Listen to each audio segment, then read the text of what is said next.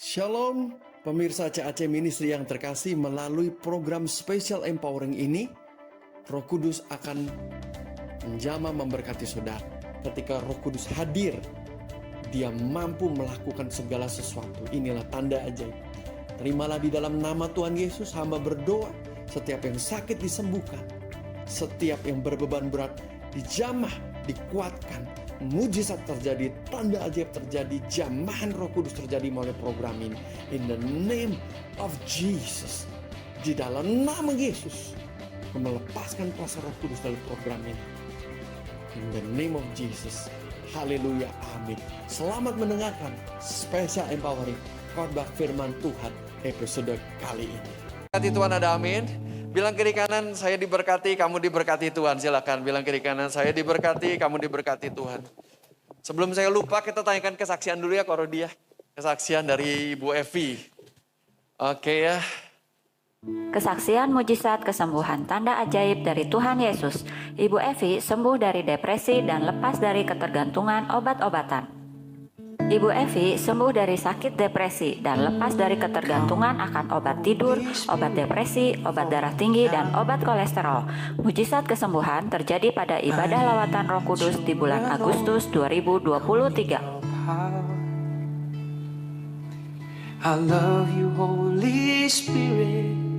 You kept it Ibadah fading minggu my masuk ruang soul. ibadah, langsung menangis dirawat Roh Kudus. Didoakan Tuhan Yesus dipulihkan. masih menyembuhkan dan Roh Kudus nyata. Jika Anda ingin didoakan kesembuhan atau mencari gereja untuk beribadah di mana kuasa Roh Kudus itu nyata, datanglah ke ibadah Minggu Gereja Great Commission setiap minggu pukul 9 pagi di BTC atau The Botanica Mall, lantai 6, ruang Blessing Room, Jalan Dr. Junjunan 143 Bandung. Jadi Bapak Ibu Saudara, Ibu Evi mengirimkan kesaksian, dia ketergantungan sekian belas obat diminum setiap hari. Lalu datang ibadah, terjadi lawatan Roh Kudus seperti biasa. Roh Kudus memang hadir dan melawat orang yang membutuhkan, termasuk kesembuhan. Itu kan kebutuhan, ya, urgent. Kesembuhan itu urgent menurut saya ya. Karena penderitaan itu kalau nggak disembuhkan. Nah, dilawat Roh Kudus, lalu dipanggil, didoakan, dia rebak menurut Roh Kudus. Beberapa kali dia datang dan akhirnya sembuh. Sembuh dari obat-obatan depresi pada waktu itu ya. Lalu mereka memberikan kesaksiannya. Jadi lawatan Roh Kudus bukan sekadar lawatan, tetapi sungguh-sungguh ada kuasa Roh Kudus yang menyembuhkan. Berikan kemuliaan bagi Tuhan Yesus, kemuliaan yang dahsyat bagi Tuhan Yesus. Lebih meriah lagi, katakan haleluya. Katakan terpujilah Tuhan. Berikan tepuk tangan bagi Tuhan Yesus, haleluya. Bapak Ibu Saudara, tiap minggu kan kalau saya nggak lupa, kadang saya sangat terlalu bersemangat, kelewat tadi. Makanya ini di awal dulu ya, terus saya khotbah ya. Kadang kalau terlalu sering ya, setiap minggu kesembuhan kesaksian gitu ya. Jadinya kebiasaan, tetapi saudara mesti sadar ini tuh langka loh. Langka, coba aja dicek. Langka orang ke gereja sembuh lewat Roh Kudus. Itu langka loh. Di Indonesia dan di dunia. Kalau kita terlalu, jadi apa ya, terbiasa begitu ya, tidak menyadari bahwa ini sebuah anugerah yang besar buat kita semua. Di jemaat ini, di gereja Great Commission Church, ini sebuah kasih, ini sangat langka saudaraku. Ini harus disyukuri. Jadi saya berharap sih, nggak tahu kapan di kemudian hari banyak gereja bisa seperti ini. Orang sakit datang ke gereja sembuh gitu ya. Oke dah. Segala pujian kemuliaan bagi Tuhan Yesus. Saya terus menerus bersyukur setiap kali ada orang sakit sembuh. Karena memang Yesus sudah telanjur membayar harganya. Mubasir juga darah Yesus. Dan rugi juga orangnya karena sebenarnya sudah dibayar, dia nggak ambil begitu ya. Jadi memang kesembuhan adalah sesuatu yang memang harus terjadi menurut saya. Di setiap gereja. Mungkin kita lebih dulu aja. Ya. Tapi saya berharap orang-orang boleh disembuhkan ke gereja manapun. Harapan yang ideal begitu ya. Dan terlalu tinggi, mudah-mudahan di kemudian hari bisa terjadi demikian. Tapi buat kita di sini mari kita syukuri, kita nikmati. Dan jangan kita memandang ini sebagai tenang aja, kita sakit rame-rame, nggak bisa seperti itu. Kita juga ada kewajiban agar jaga tubuh tidak sakit. Yang bisa mengerti katakan amin. Oke Bapak Ibu yang terkasih, tanpa disadari Jumat 2 minggu lagi sudah Jumat Agung, betul ya? Sudah Paskah. Setelah itu kenaikan Yesus dan Pentekosta lagi. Cepat sekali. Karena itu kita akan kembali doa puasa 1 minggu dari hari Jumat besok sampai Jumat Agung. Setiap orang punya kondisi tubuh masing-masing, jadi sesuai kekuatan masing-masing saja. Yang kuat silakan 16 atau bahkan 18 jam. Kalau yang nggak kuat, Anda boleh ambil 14, tapi ambil snack lah setiap kelaparan. Ya. Anda makan snack, buah atau sesuatu, nasi berapa sendok. Karena intinya sebenarnya memang bukan nggak makan, bukan. Intinya adalah berdoa. Berdoa sambil berpuasa. Intinya begitu ya. Jadi yang penting doanya. Tapi yang kuat, yang sehat, nggak ada kondisi kesehatan tertentu, lakukanlah 16-18 jam paling gampang. Makan terakhir jam 6, besoknya makan lagi jam 10 atau kalau yang kuat jam 12 gitu ya. Mudah cuman hilangkan makan pagi, banyak orang nggak makan pagi kok. Yang intermittent fasting apalagi, yang pada penggiat intermittent fasting itu udah biasa banget begitu ya. Kalau intermittent fasting udah biasa, tambahkanlah mungkin jadi sampai jam 2 siang. Kalau memang sudah kebiasaan intermittent fasting ya. Biasanya kalau orang yang intermittent fasting itu udah biasa banget puasa. Bagi yang belum biasa tadi ya, 14, 16 atau kalau udah biasa 18 jam. Buat saya juga baik, semua dari kita butuh doa puasa. Ya, semua dari kita butuh namanya adjustment atau diselaraskan kembali melalui puasa ini. Jadi bulatkan hati, tekadkan hati untuk mendisiplinkan tubuh kita kembali supaya tubuh kita dipimpin oleh roh. Bukan sebaliknya ya, jangan hidup oleh hawa nafsu pasti ada, tapi jangan dipimpin oleh hawa nafsu.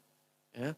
Jadi kita mendisiplinkan tubuh supaya si hawa nafsu itu kalah oleh manusia batin kita yang lebih kuat melalui doa puasa ya. Dan jangan lupa untuk berdoa. Jadi pada saat jam makan tersebut, kalau saudara nggak makan, saudara doa. Ya, pagi doa, malam doa, pada saat mau makan nggak makan, saudara doa. Sebelum buka puasa, saudara doa lagi. Ya. Pokok doanya tahun ini cuma satu, yaitu open bookmark terjadi atas kita semua. Yang mengerti katakan amin. Rincian detailnya buat sendiri. Buat rumah tangga saudara apa, buat keluarga saudara apa, buat sendiri. Tapi garis besar pokok doa bersama adalah setiap dari kita bersepakat mau mengalami bergerak bersama Roh Kudus atau berjalan bersama Roh Kudus menjadikan bookmark atau kontras kehidupan. Malaki 3, 16-18 boleh ditayangkan. Kita mau ayat ini di 2024 jadi. Bukan menjadi orang, kan ada orang yang tidak sungguh-sungguh dan sungguh-sungguh. Jadi orang yang sungguh-sungguhnya tentunya ya. Kita baca sama-sama, beginilah berbicara satu sama yang lain. Orang yang takut akan Tuhan. Silakan 1, 2, 3. Tuhan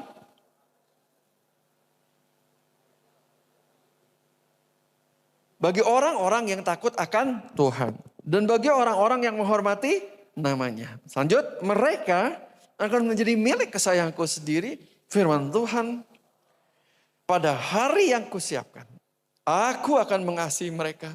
Sama seperti seorang menyayangi anaknya yang melayani dia. Maka kamu akan melihat kembali perbedaan antara orang benar dan orang fasik. Antara orang yang beribadah kepada Allah dan orang yang tidak beribadah kepadanya. Nah, ini ya pokok doa syafaat saudara ya. Ayatnya kalau perlu taruh di HP, baca, tempel. Lalu turunannya doakan sendiri. Ya, perbedaan kan? Perbedaan dalam usaha, tulis sendiri. Dalam rumah tangga, tulis sendiri. 2024 rumah tangga saya mau begini-begini. Dalam hal parenting, tulis sendiri. Studi saudara, tulis sendiri. Saya mau juara kelas, gitu. Saya nggak mau lagi dimarahin, gitu kan. Sama guru disetrap, bikin sendiri. Ya, anak-anaknya diajar gitu ya, untuk bikin juga. Buat anak-anak ya, buat ibu-ibu juga. Saya mau terjadi ini. Doakan sendiri, pastikan itu untuk mempermulakan Tuhan, bukan hanya sekedar mengumbar nafsu apa yang kau doakan. Oke, berapa lama kita doa puasa? 1 minggu, 7 hari. Dari Jumat sampai dengan Jumat Agung. Ya, pilih sendiri waktunya, atur sendiri. Pokoknya skip 1 kali makan dan in between jangan makan, minum aja. Nggak susah sebenarnya ya, tapi sesuaikan dengan kesehatan masing-masing. Oke, bilang kiri kanan, saya siap berpuasa 1 minggu sebelum Jumat Agung. Bilang kiri kanan, saya siap berpuasa 1 minggu sebelum. Bagi yang mau membuang lemak-lemak, jadikan motivasi tambahan, bukan utama ya. Lumayan sekalian membuang lemak. Jadi bukan tujuan utama tapi jadi efek sampingnya boleh diharapkan lah. Karena pasti turun kalau puasanya benar ya pasti buang kalorinya. Kalori sedikit, tiap hari kerja pasti defisit kalori dan pasti ada penurunan. Gak tahu berapa banyak ya. Oke, siapkan hati cepat sekali ya. Sudah. Jadi lawatan tahun lalu itu mulai ketika Jumat Agung.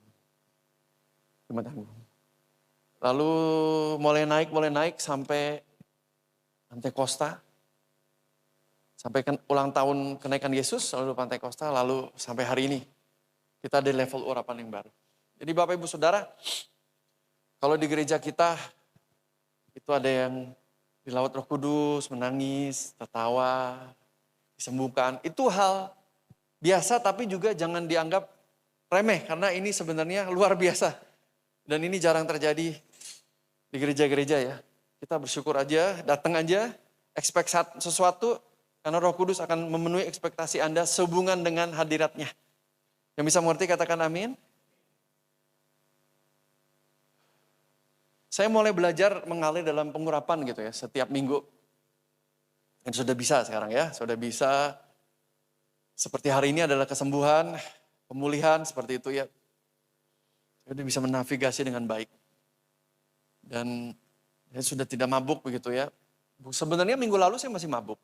Tadi berangkat juga, tapi sudah terbiasa gitu. Kayak biasanya orang tadinya hanya minum satu sloki sudah mabuk, sekarang satu botol dia masih berdiri tegak ya begitulah. Tapi itu masih ada, bukan ini tidak ada. Hari ini pun masih begitu banyak orang tadi saya lihat di urapi Roh Kudus. Jadi kalau pengurapan Roh Kudus itu turun, dia akan berbuat sesuatu yaitu memulihkan, menyembuhkan, mengurapi, mengangkat hidup saudara, menyemangati. Yang percaya katakan amin. Kalau pengurapan itu turun, hal yang luar biasa dan aneh itu terjadi. Ya. Tadi pagi, nah ini sharing ya, saya bikin teh dari teko air panas. Itu tangan saya tersiram air panas. Ya. Dan tidak apa-apa tuh. Saya bilang, Laura, gue kesiram air panas gak apa-apa. Wah, hari ini berarti pengurapannya besar sekali yang turun. Saya nggak bilang kita menyiram di air panas. Tolong jangan salah artikan ya. Terus saya juga nggak ugal-ugalan saya siram seluruh tubuh, nggak juga. Jangan salah paham ya. Jangan salah paham ya. Tetapi ada healing hari ini. Ada healing anointing. Yang bisa ngerti katakan amin. Dan nggak apa-apa nih tangan saya.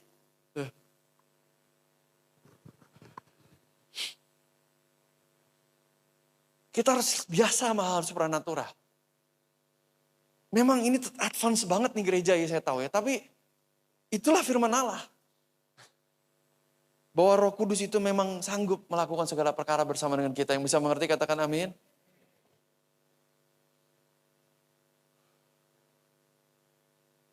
Kita akan masuk firman Tuhan ya.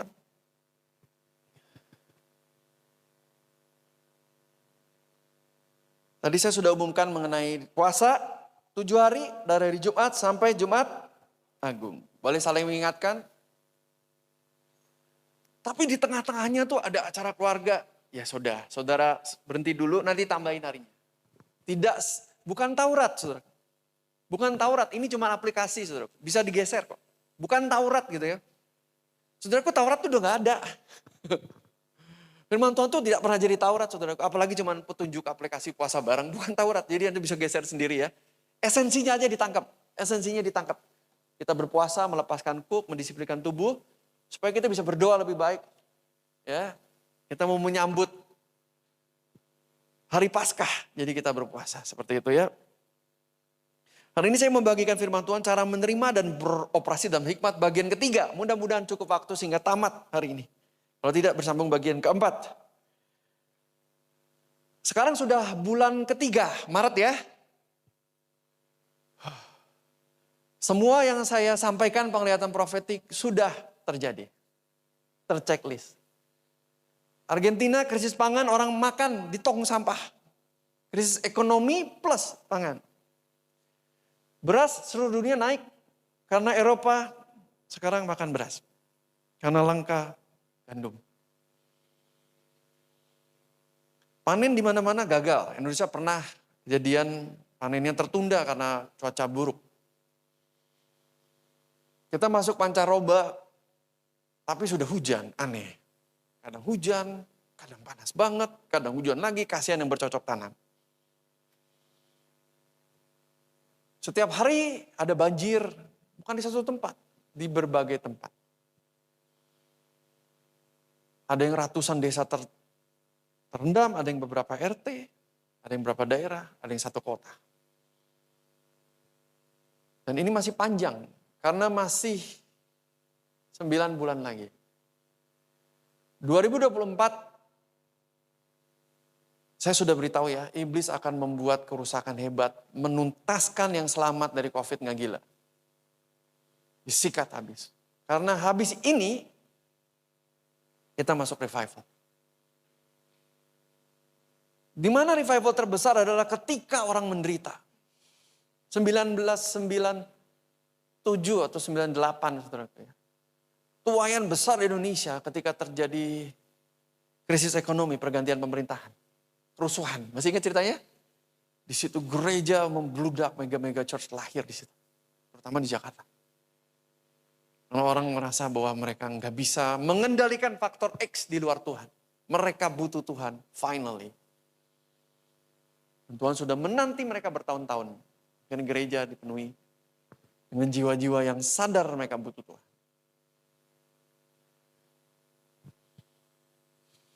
Kecelakaan pesawat setiap hari. Darat apalagi. Laut tiap hari. Baru 2 bulan lebih sekian bank tutup. Sekian bank tutup. Biasanya bank BPR yang tutup, bukan bank gede. Yang bank papan atas itu tidak semudah itu terkena krisis. Dan juga akan di bail out sama pemerintah kalau ada apa-apa. Tapi kalau BPR tutupin aja kata pemerintah, dikit receh bayarin pakai LPS gitu kan. Saudara dengar berita-berita orang bunuh diri, bahkan dengar? Gara-gara kaya, satu keluarga tuh kaya raya lalu dia miskin. Pindah ke apartemen kecil, loncat bareng. Pada baca berita gak sih? Berpelukan, berciuman dulu, ikat tali, loncat bareng. Gara-gara miskin. Ada lagi gara-gara hutang. Keluarga lain ada yang bunuh diri juga. Karena terlibat hutang.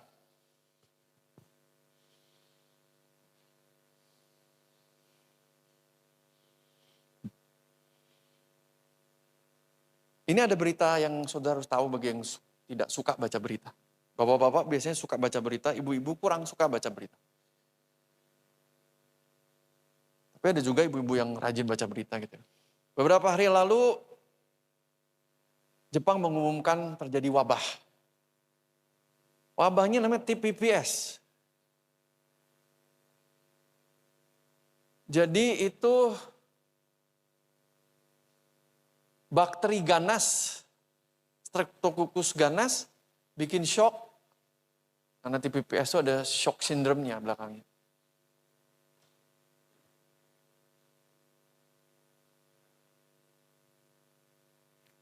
Dan orang bisa OTG atau gejalanya muncul. Biasanya gejala muncul adalah, nanti browsing semua ya. Yang gejala muncul adalah yang di atas 50 tahun. Dan berujung pada meningitis, pneumonia, dan infeksi paru. Tetapi bagi yang OTG di bawah 50 tahun, sepertiganya mati. Mati sepertiganya. Justru yang meninggal di bawah 50 tahun, ini misterius masih diselidiki. Antibiotik yang ada tidak bisa, jadi disilang. Disilang pun tidak bisa membunuh. Lagi dicari obatnya yang bisa satu obat beres gitu. Ini disilang berapa terapi. Lalu dunia medis di Jepang meminta disuruh pakai masker lagi. Tapi pemerintah Jepang nggak mau ngerusak perekonomian. Wisatawan kan nggak ada yang datang, malas maskerin. Ya. Minta dibikin jadi sedang rame. Jadi ini wabah baru yang muncul di 2024. Persis nubuatan saya ya. Ada sekian juta TKI saja 1, sekian 1,4 juta sampai 1,7 juta tenaga kerja Indonesia di Jepang yang akan mudik Lebaran ini. Belum yang sekolah akan datang. Itu akan masuk. Itu akan masuk. Jadi hati-hati ya. Ini bukber nih ya, hati-hati. Liburan ini dan liburan Lebaran dan liburan naikkan kelas jangan ke Jepang. Ya, ke negeri dekat-dekat Jepang lihat berita aja dulu. Lihat berita aja dulu. Tapi Jepang Pak, tahun depan aja. Tunggu obatnya ketemu. Mereka butuh waktu. Biasanya Jepang cepat kok. Paling cepat mereka paling peduli kesehatan dong ya. Paling cepat nemuin penemuan-penemuan gitu ya. Jadi Bapak Ibu Saudara, kita perlu hikmat. Kita perlu hikmat. Kita perlu hikmat. Dalam segala hal. Kita perlu hikmat. Bagi yang gak melek pajak, saudaraku, sistem Cortex akan dimulai bulan ini. Semua transaksi saudara terlacak mau berapapun jumlahnya. Mau kecil, mau besar, harus belajar pajak. Ya, kalau enggak dendanya lumayan. Nanti periksa 5 tahun ke belakang, diperiksa semua, saudara habis uangnya itu belalang pelahap itu. Belajar pajak. Yang harus dibayar, yang nggak usah dibayar nggak usah. Jangan kelebihan juga overdoing it gitu ya. Kalau bisa dihemat. Pengusaha kecil juga, ya harus belajar pajak. Mumpung kecil di bawah 500 juta, 0. Pakai UMKM, 0 tarifnya. Jangan takut, 0 kok, nggak bayar kok, cuman ngasih 0 kok. Tapi harus dilaporkan, nanti didenda, diperiksa. Periksanya nanti ketemu yang lain semua dipajakin. Semua transaksi yang masuk ke bank itu bisa dituduh lagi bukan sekedar transit. Dituduh pemasukan. Lagi yang PPA pribadi. Oke. Kita butuh apa tahun ini? Hikmat. Hikmat akan menjaga kita tidak sakit. Hikmat akan menjaga kita tidak celaka. Hikmat akan menjaga kita tidak jatuh miskin. Hikmat akan menjaga kita tidak kena urusan-urusan remeh yang menyedot waktu dan pikiran begitu banyak. Yang bisa mengerti katakan amin. Kenapa terjadi pembedaan kontras open bookmark? Karena kita dipenuhi hikmat. Yang membedakan kita dan orang dunia, kita masih hidup di dunia yang sama. Menghirup udara yang sama, di dalam sistem ekonomi yang sama, di sekolah yang sama, di kota yang sama. Tetapi yang membedakan kita dengan orang dunia adalah kita dipenuhi oleh hikmat. Karena itu setiap bangun tidur, doa bahasa roh dan minta hikmat. Kalau saudara bikin perencanaan, saudaraku ya, kalau yang bukan karyawan kan bikin perencanaan dari sini sampai Sabtu mau kerjain apa. Bikin dulu minggu sebelumnya dan doakan. Pagi-pagi doakan, nanti hikmat akan memimpin saudara. Supaya waktu Anda efektif, efisien.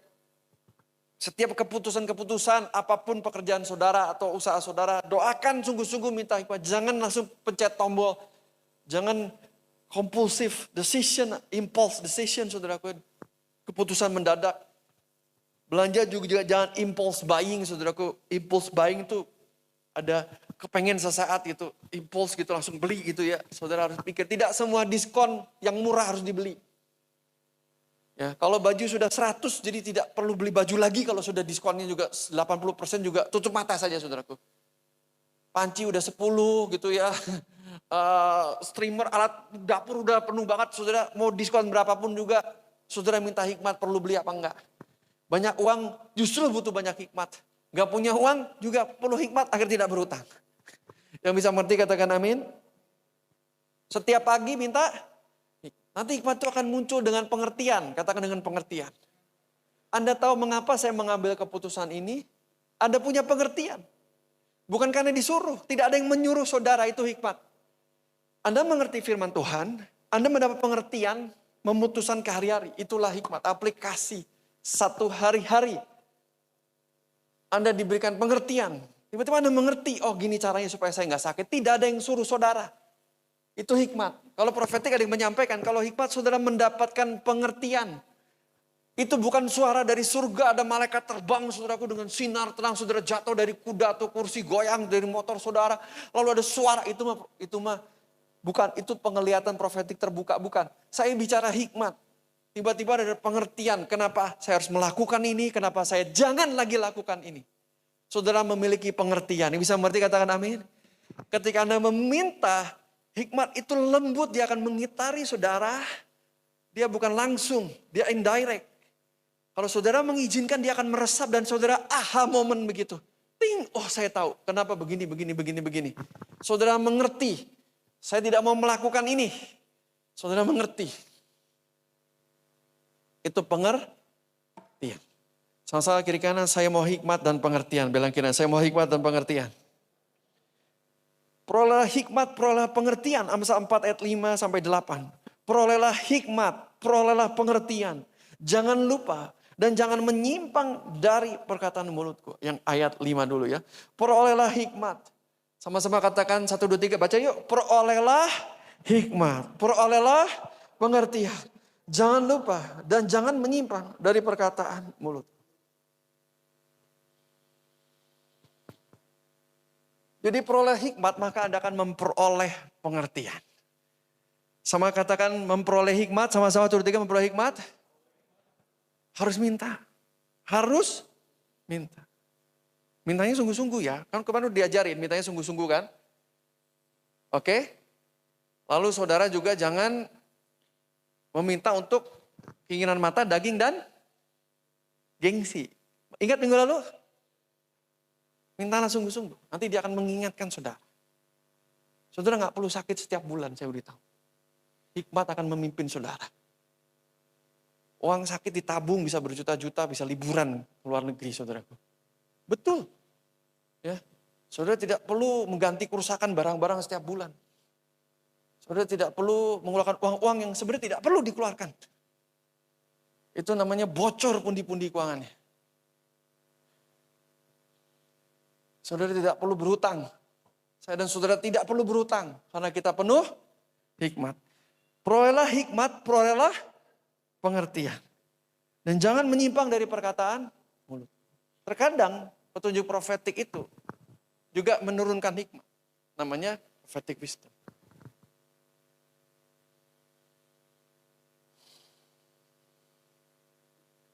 Jadi saudara putuskan minta hikmat.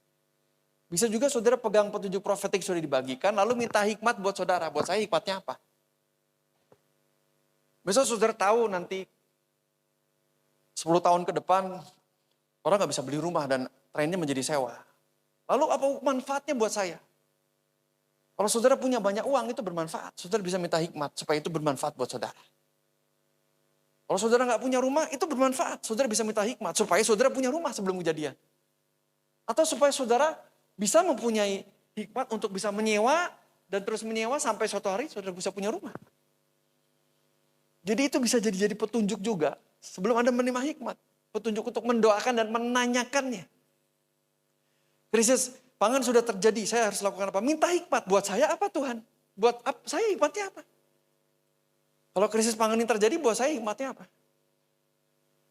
Saya betulnya salut sama presiden kita yang sekarang ya, Presiden Jokowi ya. Jadi CPO itu sekarang kan dibikin minyak merah, ikutin beritanya gak? Yang lebih bergizi dan lebih murah harganya. Sehingga itu akan bikin streamline baru untuk membabat yang mahal harga minyak goreng. Itu jauh di bawah, bahkan jauh di bawah minyak curah. Saya sebenarnya salut loh. Karena Indonesia kan kaya CPO kan. Ditolak di Uni Eropa, tolak ekspor CPO. Enggak masalah. CPO itu bahkan mau dibuat sama Jokowi dan meneruskannya. Itu menjadi bahan bakar minyak dari CPO. Biosolar ya. Bioetanol namanya. Iya. Ini lebih murah daripada BBM dan itu kalau minyak kan harus jadi fosil dulu kan. Jadi fosil berapa juta tahun baru jadi minyak. Itu tidak. Dari kelapa sawit diolah turunan berapa kali. Tapi ada yang lebih saya salut lagi biar kita sama-sama lihat apa yang dunia lakukan tentang krisis pangannya.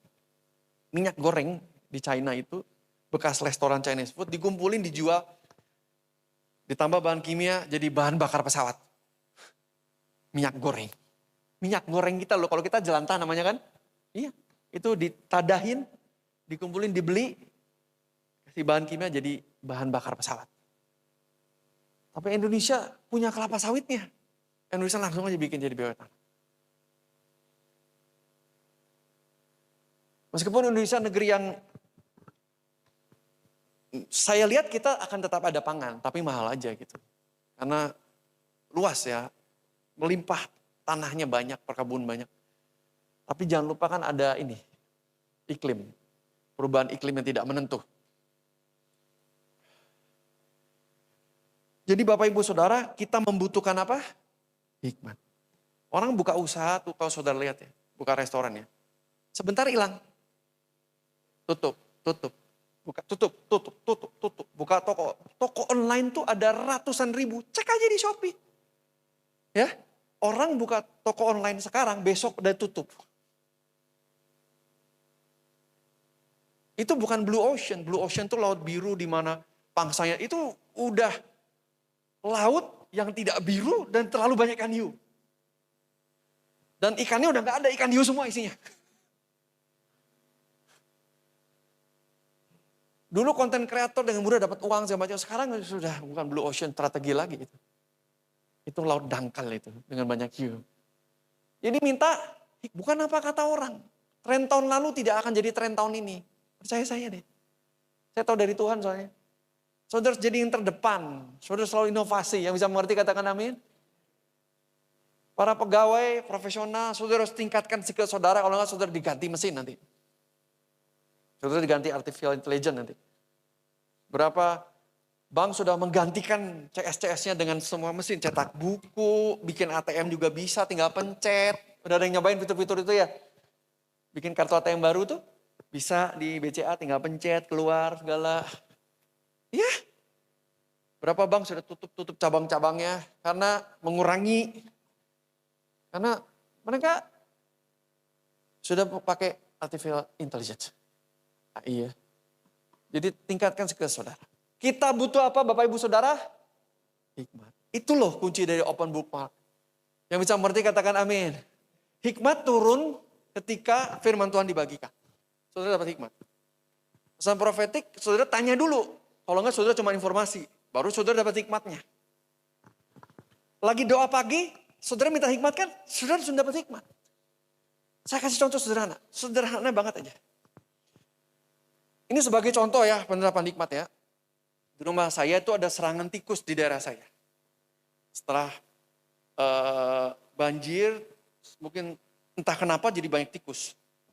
Jadi ada banjir loh di tempat saya di November. Tapi cuma semata kaki, bukan sepinggang. Di rumah saya, di rumah tetangga sepinggang. Di rumah tetangga saya ada yang sepinggang. Di videonya soalnya ngelihat. Ya. Di rumah saya sih enggak, cuma semata kaki. Ya. Lalu tikus banyak masuk. Yang pertama, saya tutup taman belakang saya semua dengan paving block. Sehingga tikus nggak bisa naik. Yang kedua, kalau nggak cukup, saya beton pakai bata hebel. Bisa. Supaya tikus nggak muncul. Yang ketiga, piara kucing. Cuma ini saya ragu saudaraku. Kalau saudara lihat, saya mengamati berapa kucing kompleks saudaraku. Ketika tikus gendut lewat, si kucing cuma ngeliat gini. Istri saya lihat tikus, berharap kepada kucing. Dia lihat kucing. Apa yang kucing lakukan? Lihat istri saya. Miau, miau gitu. Nggak dikejar. Memang kucing sekarang sudah malas, saudaraku. Ngapain itu terlalu berisiko coy. Tinggal duduk meong-meong senyum manis dikasih makan. Terlalu berisiko. Hidup ini aman-aman aja kata kucingnya. Itu kayaknya saya meragukan aja metode itu. Ada lagi disemprot. Ada lagi pilihan terakhir. Saya harus ke rumah belakang. Terus saya cari sarangnya gitu ya. Saya basmi sarangnya. Tapi dia bisa bikin sarang lagi gitu. Saya ambil buat keputusan. Saya beton pakai bata hebel mau beli saudaraku. Ternyata hikmat itu turun. Diberitahu untuk tembok belakang dicor. Saya nggak pernah ke belakang memang. Dan nggak kelihatan tuh sisi belakang, di bawah, di fondasi. Ternyata betul. Lalu betul memang di bawah itu ada sarangnya dan sekarang dicor, sekarang sudah beres. Hampir saya buang uang, bikin bata hebel, akhirnya nggak beres juga. Itu contoh hikmat. Menghemat uang banyak, waktu. Buang waktu, semua dikencingin tikus, nyosekin, nyuci, besok kencingin lagi, jadi hidup kita hanya bersihin barang kencingin tikus. Belum yang digigitin, buang. Contoh lagi hikmat. Saya mau bikin kunci. Lalu saya doakan Tuhan hari ini saya mau bikin kunci ke daerah ini. Di dekat rumah saya ada tukang kunci kan. Kalau nggak di TKI, di Holis ada gitu tukang kunci. Tapi hikmat memberitahu saya bahwa mereka pasti akan jam 3 udah tutup ngabuburit. Ya begini ya, kalau puasaan gitu ya, buka jam 10, jam 12 istirahat, jam 1 buka lagi, jam 3 udah hilang gitu kan. Jadi saya bilang, jangan ke sana. Ke sana nanti tutup, buang waktu. Lalu saya berdoa lagi, saya diberi hikmat untuk ke satu tempat yang tukangnya ternyata akan terus buka sampai jam 6, ternyata betul. Nah, hampir 1 hari terbuang karena macet. Satu perjalanan tuh 1,5 jam, 1 jam pulang pergi. Di Bandung nih kemana-mana 2-3 jam pulang pergi, betul kan? Macet di mana-mana, keluar komplek aja macet kan. Setiap lampu merah macet, apalagi kalau banjir. Berhikmat Bapak Ibu Saudara, berhikmat yang bisa mengerti katakan amin. Apalagi yang sering di jalan, sering pergi jalan ke sana, saya kerjanya nggak duduk di kantor, Anda di lapangan, Anda harus berhikmat karena cuacanya tidak baik. Saya dan saudara perlu berhikmat yang mengerti katakan amin. Poin pertama saya mau bagikan hari ini, hikmat akan memerdekakan dari berbagai pergumulan pribadi. Hikmat memerdekakan dari pergumulan pribadi. Katakan hikmat memerdekakan dari pergumulan pribadi. Sehingga kita bisa berfungsi bagi amanat agung. Ikuti saya, sehingga kita bisa berfungsi bagi amanat agung. Kalau saudara tiap bulan dihabisi masalah sendiri, boro-boro saudara bisa berfungsi. Kalau setiap hari saudara berkelahi suami istri. Setiap bulan saudara sakit. Tiap 2 minggu sakit. Setiap akhir bulan saudara teriak-teriak tanggal 20. Gak ada uang. Butuh mujizat keuangan.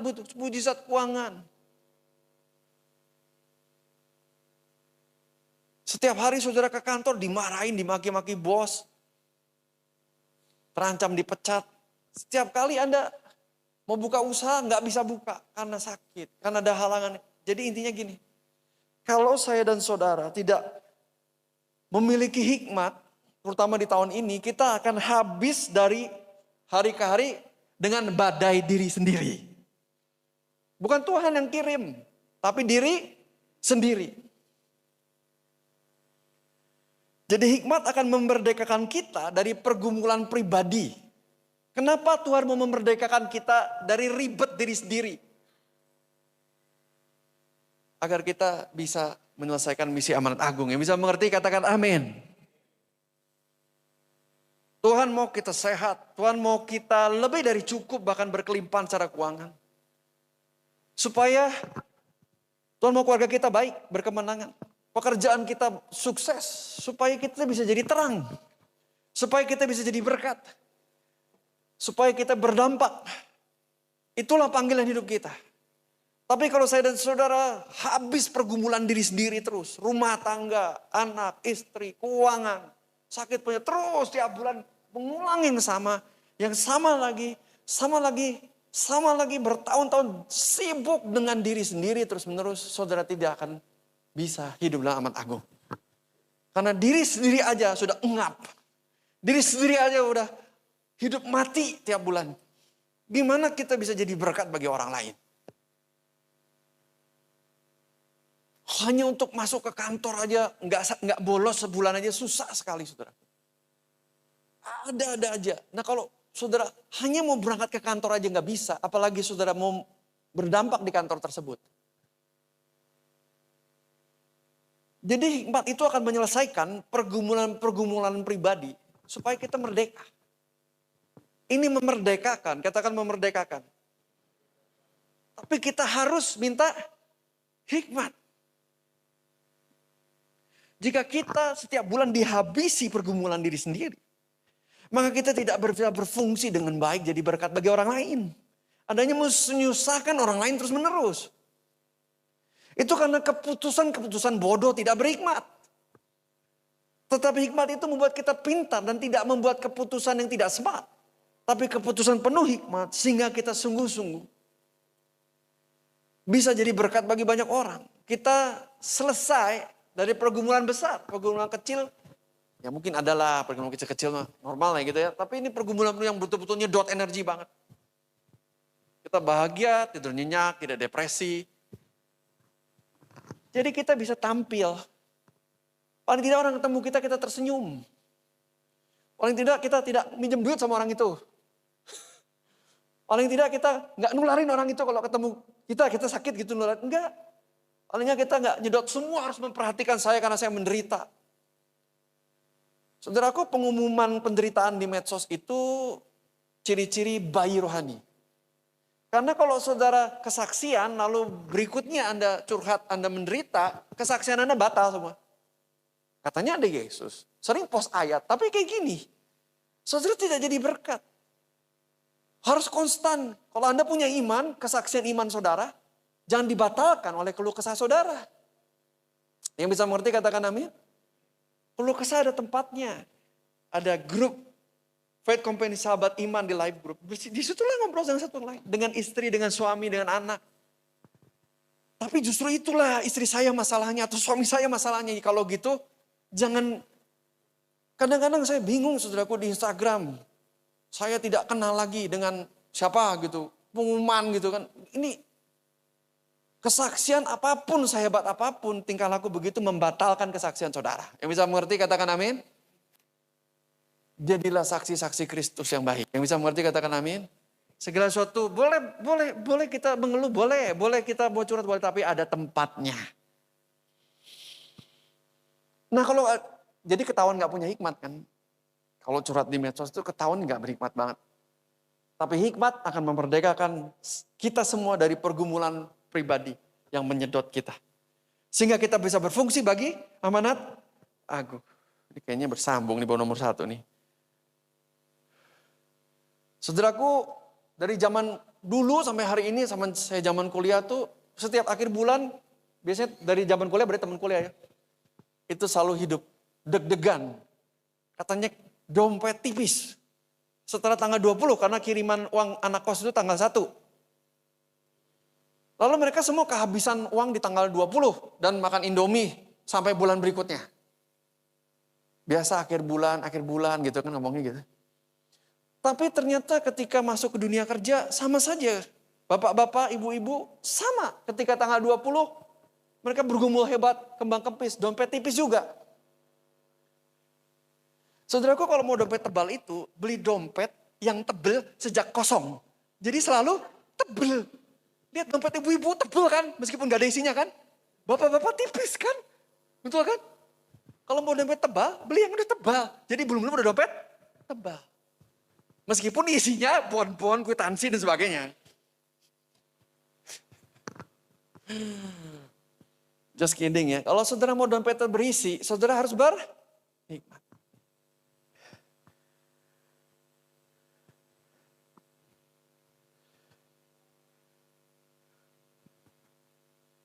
Saudara pernah berpikir nggak bagaimana supaya tidak bocor keuangan? Saya kasih tahu lagi, jangan sakit.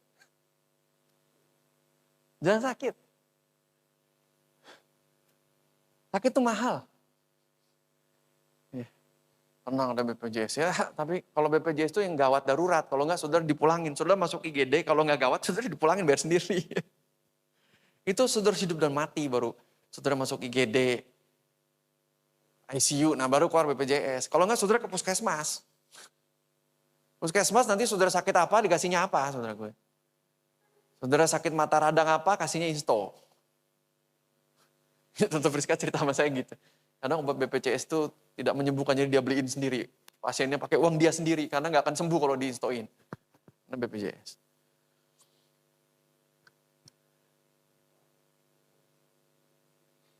Kita butuh hikmat untuk setiap keputusan dan spending yang kita buat supaya bisa menabung. Yang bisa mengerti katakan amin.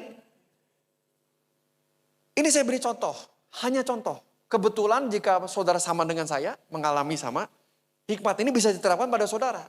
Kalau beda ya nggak bisa diterapkan. Ditanya sendiri hikmat masing-masing. Kalau kebetulan sikonnya sama, ya bisa jadi sama. Karena setiap orang unik.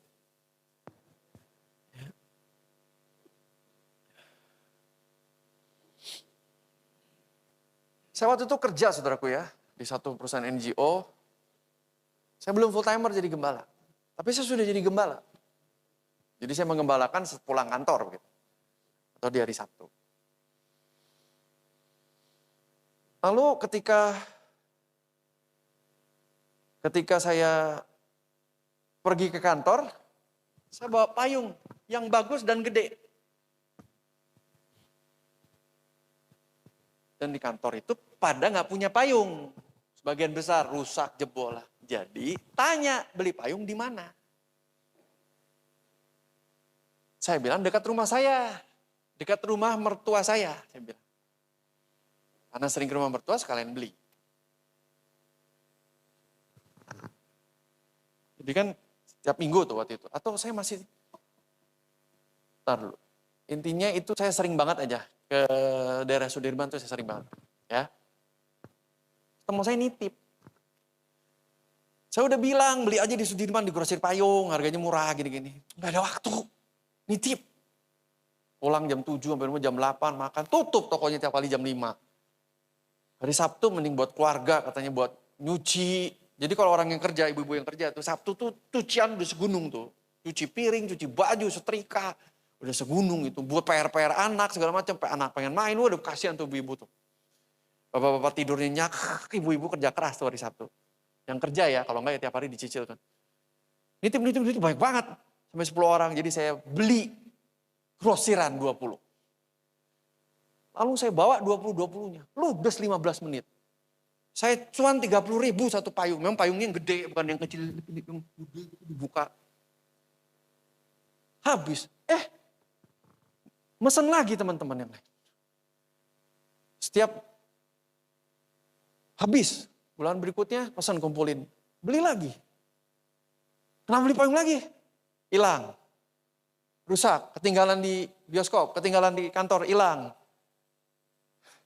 Ketinggalan di proyek, hilang. Payung tuh suka hilang kemana-mana, lupa bawa payung kan. Ada lagi, dijual lagi katanya.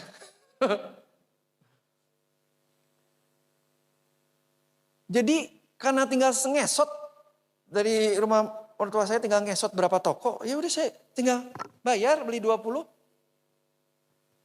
Saya 30.000 kali 20, saya 600.000 tiap bulan. Kok beli payung lagi? Dijual.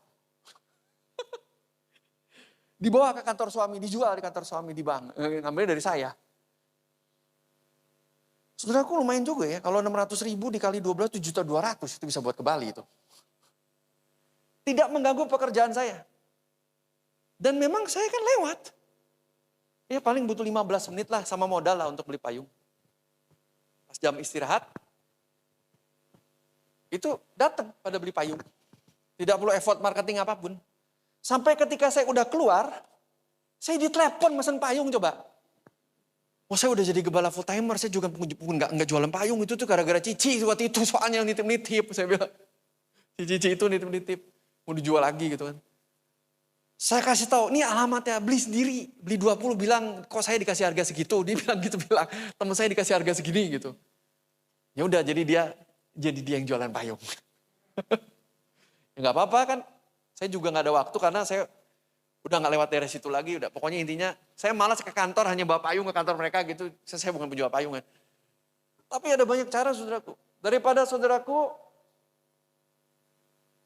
yang kerja nih ya, saudara menuntut bahwa saudara menaikkan gaji setinggi langit dan itu tidak mungkin saudaraku. Perusahaan saudara bangkrut. Ada limitnya profesi, misalnya administrasi itu ada limitnya. Marketing itu ada limitnya. Bahkan kepala cabang juga ada limitnya. Anda nggak bisa minta 100 juta gitu. Ada limitnya. Ada namanya plafon gaji, ya sudah mentok, ya sudah mentok. Kecuali saudara ambil tanggung jawab lebih besar, resiko lebih besar, target lebih besar, saudara dapat lebih banyak. Bagaimana kalau saudara mencari penghasilan tambahan? Saya kasih contoh di Jual Payung kan, penghasilan tambahan. Daripada ibu-ibu tiap bulan marah-marah sama suami, marah-marah terus, kurang.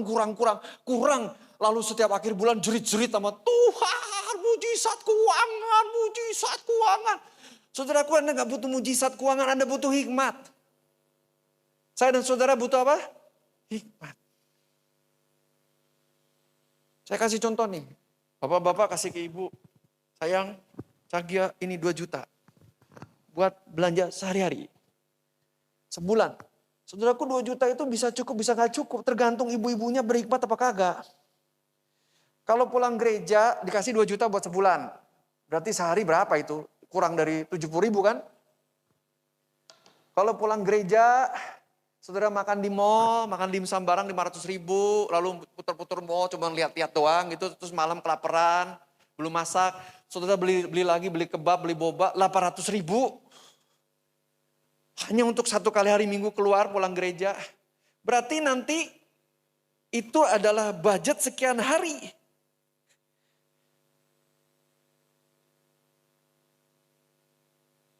Nanti akhirnya ada 8 hari saudara gak ada uang lagi buat dapur ngebul. Lalu yang disalahin ibu-ibu suaminya. Akhirnya suami-suami koruptor. Akhirnya suami-suami menghalalkan segala cara. Alasannya demi rumah tangga. Sebenarnya yang dibutuhkan hikmat, saudara. Kalau tidak berhikmat, anggap aja beli 2 juta ya ibu-ibu ya. Ini lagi ngomongin aplikasi loh. Kita harus mendarat di titik nginjak ya aplikasi ya. Kalau enggak nanti penerapannya saudara bingung hikmat itu apa. Ya. Anggap aja saudara beli warteg. 20 ribu. 20 ribu itu apa sih? Ya 1-2 sayur dikuahin gitu pakai nasi ya. Warteg ya. Sekeluarga 2 anak suami istri 80 ribu sekali makan. Ini beli warteg loh. Beli warteg 20 ribu. Ya emang warteg segitu kan. Ya kalau makannya banyak lebih mahal lah. Tapi kira-kira masih dapat. Kali 4 berapa? 80? Kali 3 pagi siang malam. Semua beli warteg bungkus. Berapa? 240? Dikali 30 hari berapa? 7,2 juta. Makan nasi bungkus warteg. Sekeluarga tiap hari. Ya nggak akan cukup. Loh, pastor kita sudah hemat makan di warteg. Tetap aja nggak cukup kalau cuma 2 juta. Kalau budget kamu 9 juta tiap paling ke warteg masih surplus. Saya nggak bicara tiap hari kita beli restoran ya. Tidak tiap hari kita beli fast food atau beli di kafetaria. Nggak, saya bicara warteg ini ya. Nggak heran ibu-ibu akhirnya. Meskipun udah ke warteg kurang. Udah hidup minus cuma makan tahu dikuahin gitu. Tapi nggak bisa hitungannya. Kenapa? Karena sederhana harga pangan memang mahal. Harga zaman Soeharto tuh dapat itu, kalau zaman sekarang nggak dapat. Karena memang mahal. Harga cabai aja berapa? Harga beras aja berapa? Harga minyak berapa? Harga gas berapa? Pastor 10 ribu 2 lauk. Iya tapi dijampe-jampe itu. Iya beneran. Dijampe-jampe itu aliran tertentu udah didoain, disajenin itu. Ini beneran. Ya.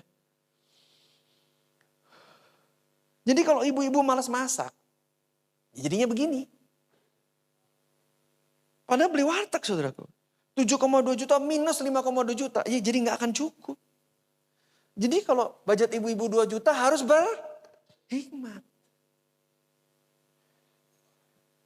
Contoh saudaraku, cara ini kalau kebetulan situasinya sama. Kalau enggak ya jangan diterapkan. Bikin menu seminggu. Di mana total seminggu itu pengeluarannya pas saudaraku. Jadi sekitar 60 ribu sehari, jadi 350 ribu seminggu. Dibikin. Sorry ya saya agak detail nginjak lantai ya, ini penting saudaraku biar ngerti. Ya, kita ngomongin hikmat tuh ngomongin apa, bukan sesuatu yang di awan-awan ya, sesuatu yang kecil tapi berdampak besar. Contoh saudaraku bikin menu hari Senin. Telur ceplok atau tahu goreng makan pagi itu 15.000 paling. Keluarga ya. Cara buncis bakso itu sekitar 50.000. Buat makan siang dan malam. Buncisnya banyak, si bakso dica 50.000. Dan lain-lain 10.000, 60.000. Nanti Selasa bikin, hari ini bikin, masih ada sisa. Kalau nggak dibikin planning, saudara belanja, swalayan, beli, lempar. Nanti suami saudara pas bayar, bahasa roh, sikira megesek.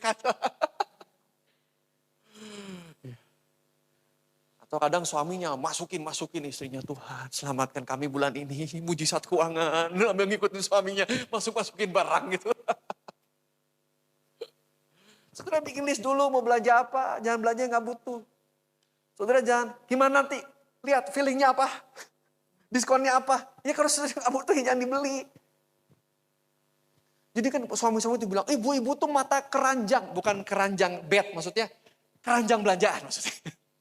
Mau masukin aja. Karena sebenarnya intinya tuh karena nggak bikin list belanja, jadi main masukin. Jadi dibilang mata keranjang. Kalau pria mata keranjang itu keranjang beneran. Kalau wanita tuh mata keranjang tuh belanja-belanja impulsif gitu ya. Tadi kalau tidak berhikmat, sekali belanja ke Jogja habis itu 2 juta.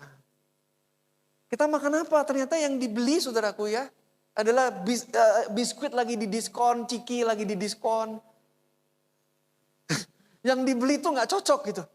Odol lagi di diskon, padahal berangkatnya mau belinya bahan pangan. Karena diskonnya di odol. Jadi kita makan apa? Ada odol 20. Stoknya banyak, mumpung murah. Ya tapi kan nggak bisa dimakan.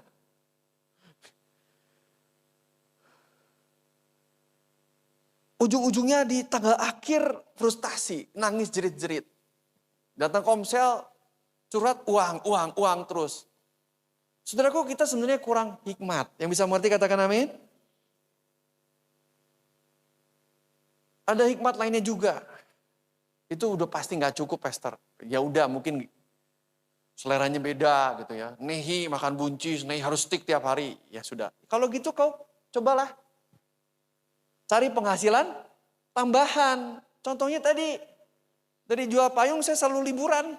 Dari jual payung, saudaraku. Karena dulu tiket ke Bali nggak mahal. Dulu masih zaman murah-murahan terus dikasih harga tiket. Ingat gak perang maskapai dulu ya?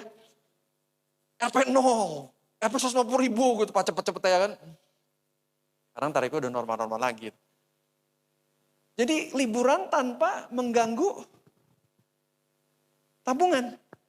Tanpa bekerja, tanpa mengambil jam kantor. Karena kan jualnya pas jam istirahat. Atau pagi-pagi itu begitu datang udah pada beli. Dulu saya pernah juga kerja di sebuah perusahaan jadi saya sudah beberapa kali kerja di beberapa perusahaan ya. Itu tadi yang terakhir, tapi sebelumnya di sana tuh, di Batu Jajar perusahaan. Kalau kita telat, saya marketing kepala area tertentu di training, dalam masa training. Tapi setelah beres training saya menolak karena saya ditaruh di Sulawesi. Jadi saya menolak, saya mundurkan diri karena ada ikatan kerja 2 tahun. Saya harus ganti kalau saya keluar tengah jalan. Saya bilang nggak bisa. Kalau janjinya di Surabaya saya bilang. Kalau Surabaya saya masih bisa pulang tiap Jumat. Tapi kalau Sulawesi habis berat di ongkos saya bilang. Surabaya tinggal naik kereta kan malam nyampe. Jadi saya bilang nggak bisa, saya ada pelayanan.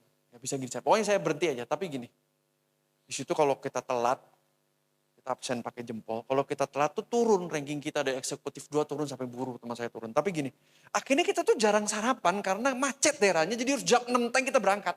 Supaya jam 7 nyampe. Jadi semua tuh kemungkinan besar baik ibu-ibu atau bapak-bapak gak makan gitu kan. Jadi teman saya ibu-ibu itu sebelum jam kantor tentunya ya. Jam 7 kurang 10 ada kerumunan saudaraku. Ngapain? Bawa nasi kuning. Buat sendiri kagak, dia beli di tetangganya. Ya, begitu jam 7 semua kerja, habis, ludes. Dia buka 6:30, habis. Tidak mengurangi jam. Tidak mencuri jam kantor. Ada 1000 jalan menuju Roma, saudaraku. Yang bisa mengerti katakan amin. Jadi bapak dan ibu bisa memikirkan penghasilan tambahan yang juga tidak membebani hidup Anda. Saya beri contoh lagi. Waktu saya kuliah itu papa kandung saya, itu tuh mencoba berusaha makanan daging beku, frozen food, daging beku. Jadi dia beli jadi distributor. Dikasih freezer yang gede, segede gaban gitu kan. Dibuka isinya ratusan atau ribuan frozen food. Nggak bisa jual. Nggak bisa jual, tapi itu enak-enak saudaraku ya. Ada yang bentuknya dinosaurus, ada yang bentuknya stick, ada yang rasa cheesy, itu enak gitu. Lalu papa saya bilang, karena papi nggak bisa jual, kita makan sendiri ya. Karena ini harus dihabisin kadaluarsa, nggak bisa dikembalikan. Dan kalau harus beli tiap berapa bulan, kalau nggak ditarik ke agenannya. Jadi itu ditimbun banyak banget. Jadi saya tiap kuliah, makan pagi saya makan telur, makan siang saya goreng itu, saya makan itu. Karena banyak yang begini banyak kan, begitu saya buka, itu teman-teman kampus saya minta semua. Minta 1, 2, kalau 5 orang udah 10 batang, bawa cuma 15 batang, tinggal 5 kan. Tiap kali minta, saya sembunyi, cari saya mau minta nugget. Minta, nanti saya dituduh pelit gak ngasih. Terus saya kesel, saya bilang, Li lu beli sendiri gerak. Teman saya tuh saya panggil Li kau beli sendiri gerak, ini gue jadi kelaparan lu minta terus. Gue bukan yang gak mau beli, gak ada. Lu coba di kantin BR 13, kantin Kolong Warkodun, gak ada. Gue gak ada. Lo beli sendiri taruh freezer. Gak ada freezer kamar kos gua. Kita kelas menengah katanya. Kalau yang kos kaya kan ada freezernya. Ada kamar mandinya di dalam. Ini kan teman-teman saya kan kebanyakan bukan menengah atas gitu kan. Terus tiba-tiba di dalam kekesalan saya itu turun hikmat, turun pengertian. Pengertian yang saya dapat gini. Barang di rumah harus habis. Kebutuhan banyak. Kantin ada yang jual, ting, muncullah sebuah pengertian. Kalau gitu, saya titip di kantin dan saya kasih tau beli di kantin itu ada. Tahu dari mana? Karena saya udah taruh barangnya di situ. Jadi mulai hari itu saya jadi pedagang frozen food, saudaraku. Saya ke kampus bawa box es. Bawa box es saya taruh ke kantin-kantin, ada sekitar 10 kantin. Ada yang kaya berapa? 30.000 sebungkus, 3 bungkus 100.000. Nah bayar. Gitu. Ada yang nanti ya titip jual. Kalau nggak laku dibalikin, yang udah emosi saya. Udah digoreng dibalikin. Udah percaya ibu pasti laku. Dan pasti laku. Oke. Jadi saya masukin. Akhirnya yang bayar itu malu juga, dia bayar juga akhirnya. Jadi bayar di muka semua. Pertamanya, yuk lakukan, laku. Udahlah bayar aja ya, udah bayar aja ya di awalnya bu, bayar semua dia. Jadi saya kasih barang, bayar. Bahkan saya memang sekali ke kampus kan. Saya cuma membuang waktu sedikit. Di antara jam kuliah saya taruh barang-barang gitu. Cuma itu aja, saya taruh barang-barang. Lalu dapat 1 juta, 2 juta, 3 juta.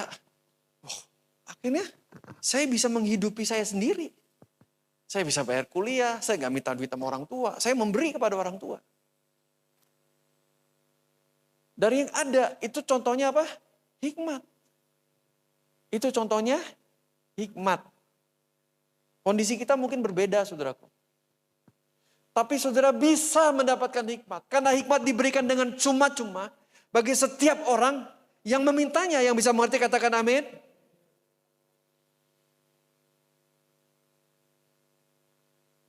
Saudaraku, kalau saudara punya hikmat, saudara bisa prosper. Kamu bisa prosper. Yang bisa mengerti katakan amin. Kamu bisa prosper. Ketika kau punya uang lebih, kau berhikmat, kamu bisa prosper. Kamu bisa spending seketika habiskan, atau kamu bisa berhikmat dan be prosperous. Karena dari yang sedikit itu. Haleluya, yang percaya katakan amin. Anda bisa mendapat penghasilan tambahan tanpa mengganggu budget Anda atau jam kantor Anda. Hikmat adalah cara Tuhan membebaskan kita dari pergumulan hidup. Yang bisa mengerti katakan amin. Contohnya tadi keuangan. Saya tuh kadang menemukan begitu banyak hikmat saudaraku. Cuma karena saya mengerti bahwa saya ini pendeta full timer, jadi ya saya bagi aja hikmatnya ke orang lain. Ini ada usaha yang menarik saya bilang. Ini ada satu peluang saya dapat hikmat ngerjain ini gitu. Teman saya nggak bisa kerjain, lu mau kerjain nggak?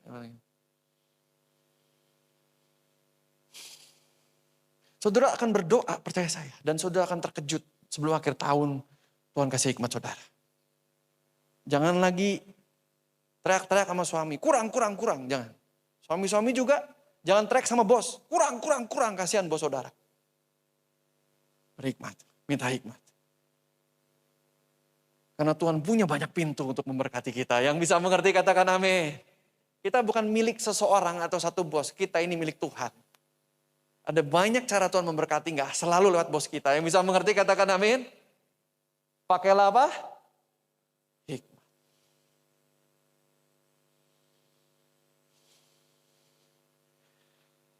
Saya pernah cerita dulu tahun 2000 berapa ya? 2000 saya baru menikah. sorry ya kurang hafal waktu dan tahun, kira-kira aja lah. Saya nikah 2004, 2006 mungkin 2008, itu saya sakit flu tiap bulan. Lalu pendoa syafaat kasih tahu saya dipanah api dan dibuat sakit tiap bulan, tapi celahnya ada di sekeliling Anda. Lalu saya cermati, saya ketemu orang kan banyak. Memang setiap bulan saya ketemu orang yang sakit flu memang. Ada mungkin 5-6 orang yang selalu sakit flu dan kita ngobrol dekat di meja. Pemuritan zaman dulu tuh gitu, di meja dekat.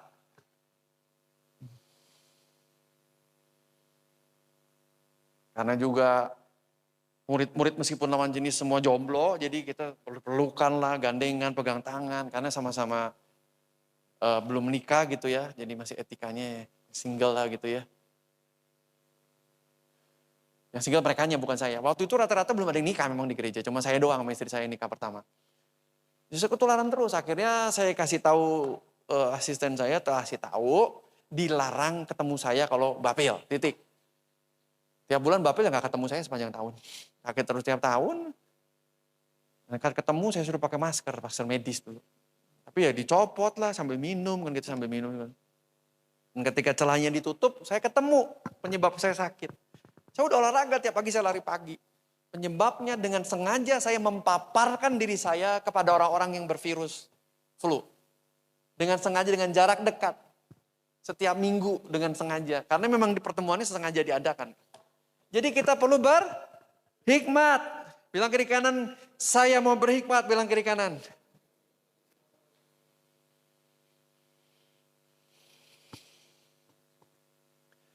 Tadi yang pertama Bapak Ibu Saudara, hikmat memerdekakan kita dari segala pergumulan. Katakan hikmat memerdekakan dari segala pergumulan.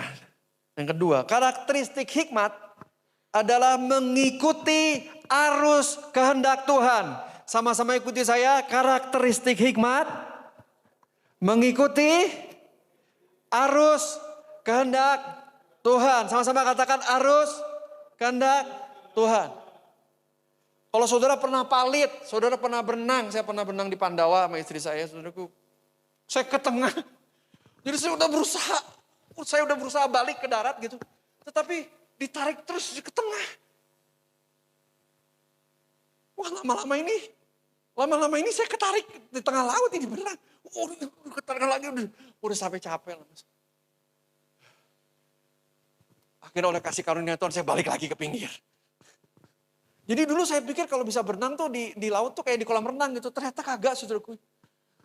Kalau ombaknya besar tuh sia-sia melawan arus gitu. Ke bawah aja akhirnya lemes gitu. Jadi saudara mengerti arusnya, jangan sampai kesedot saudaraku. Dengan siapa engkau bergaul, cara berpikir, buat keputusan. Arus hikmat itu kehendak Tuhan. Bukan arus dunia atau kebodohan dunia. Arus dunia itu jelas. 1 Yohanes 2 ayat 15-17. Arusnya kencang sekali.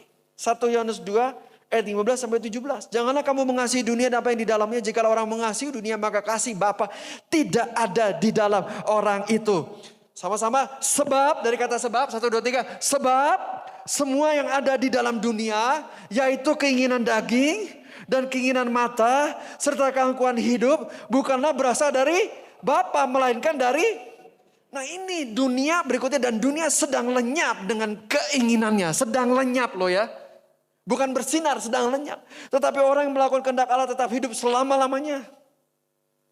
Inilah arus dunia. Semua berdasarkan daging, mata, dan gengsi.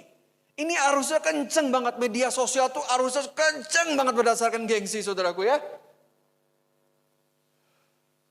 Orang memilih segala sesuatu berdasarkan gengsi. Dari memutuskan sekolah, beli baju apa, mobil apa, rumah apa. Semua diputuskan berdasarkan gengsi.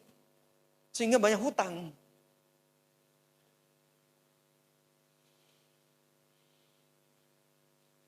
Semua perpecahan rumah tangga itu karena arusnya kuat. Arus daging, arus mata, arus gengsi. Jadi ribut terus. Untuk bilang saya I'm sorry aja susah. Gengsi dong. Siapa yang salah? Gengsi ngomong I'm sorry. Gitu kan? Keinginan mata, keinginan daging. Arus kehendak Tuhan itu tidak sama dengan arus dunia. Dunia itu sedang lenyap. Firman Tuhan bilang itu kebodohan. Dunia itu sedang lenyap dengan keinginannya. Saya tahu kita masih punya daging, tapi tidak semua keinginan daging kita ini kita umbar. Kita kendalikan namanya self-restraint. Sehingga itu menjadi sesuai fungsi dan tujuan. Contohnya kita pasti pengen makan kan. Tapi ada fungsi dan tujuan. Kalori, gizi, protein. Betul? Yang bisa mengerti katakan amin? Iya. Kita harus rekreasi kan. Penting rekreasi keluarga itu, hari keluarga itu penting. Tapi juga harus sesuai fungsi dan tujuan, tidak bisa mengikuti keinginan mata. Budgetnya berapa, harinya berapa, sikonnya gimana. Jangan lagi bawa TPPS, 50 tahun ke bawah tanpa gejala, 30% mati. Lalu kita liburan ke Jepang, itu kan tidak berhikmat banget gitu ya.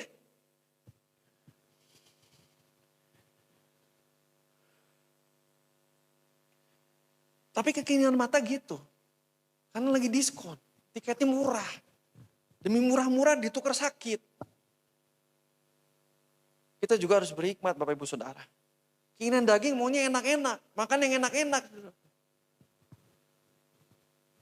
Mending tempe atau pizza. Menurut mata, menurut daging mending pizza.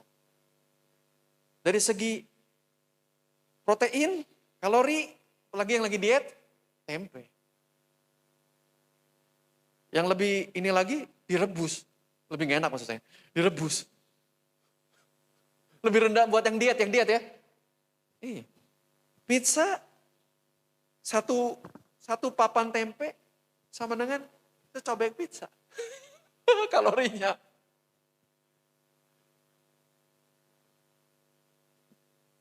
Tapi saya gak suka tempe. Ada banyak yang lain. Kalau rebus bisa. Ada banyak yang lain. Tapi intinya kita harus berhikmat. Arus kehendak Tuhan adalah hidup bagi kerajaan Allah. Jadi arus dunia itu sedang lenyap ke sananya. Mata, gengsi dan keinginan nafsu daging. Tapi arusnya Tuhan itu untuk kerajaan Allah. Dan tetap tegak selamanya. Matius 6 ayat 30-33. Ini saya bisa selesaikan. Matius 6 ayat 30-33. Boleh ditayangkan? Jadi jika demikian Allah mendadani rumput di ladang yang hari ini dan ada besok dibuang ke dalam api. Tidakkah ia terlebih dahulu mendandani kamu? Hai orang yang kurang percaya. Yang ibu-ibu ada kata apa nih? Dandan. Betul? Kata apa? Bahasa Indonesia bagus ya. Jika dengan Allah apa? Mendandani rumput di ladang yang hari ini ada dan besok dibuang. Tidaklah mendandani kamu orang yang percaya.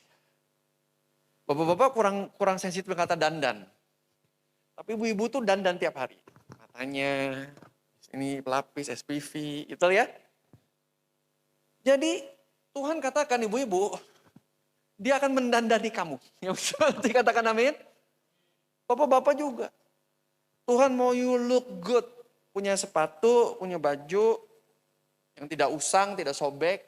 Tampilan baik. Saya lanjutkan ya. 1, 2, 3, sebab itu sama-sama. 1, 2, 3, sebab itu janganlah kamu khawatir dan berkata, apakah yang akan kami makan? Apakah yang akan kami minum? Dan apakah yang akan kami pakai? Selanjutnya, semua itu dicari bangsa-bangsa yang tidak mengenal Allah.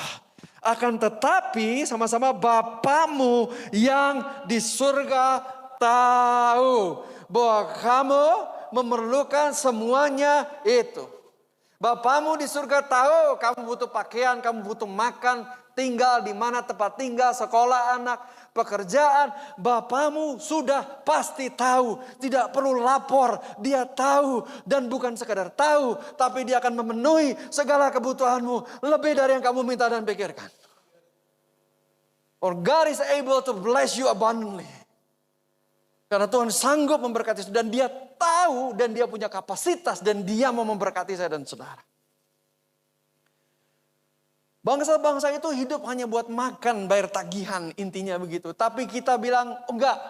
Itu semua sudah include, all in. Karena berikutnya tetapi, sama-sama kita baca. Tetapi carilah dahulu kerajaan Allah dan kebenarannya, maka semuanya itu akan ditambahkan ke. Nah ini arus kerajaan Allah. Arusnya carilah dulu kerajaan Allah, maka semuanya itu akan ditambahkan. Semuanya itu akan ditambahkan. Ini ada seorang hamba Tuhan ya. Hamba Tuhan dari Indonesia saudaraku ya. Beliau sudah almarhum. Dikasih khotbahnya dia bercerita.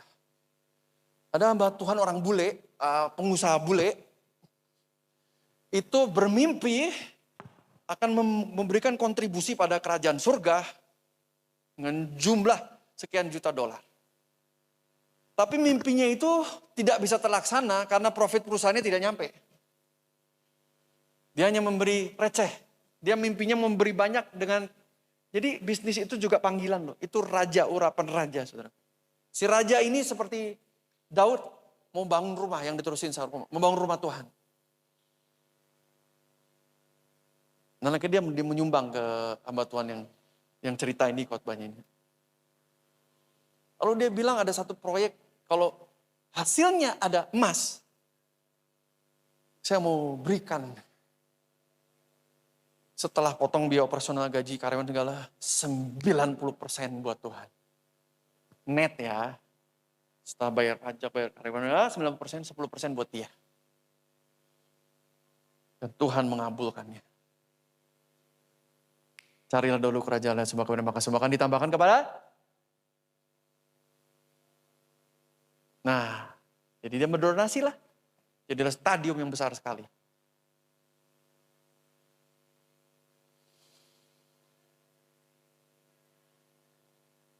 Jadi dia mengerti betul bahwa arusnya bukan gue mau kaya buat diri sendiri. Menipu perpuluhan. Itu arus dunia banget saudaraku. Buat gengsi, tapi untuk kerajaan juga. Oke?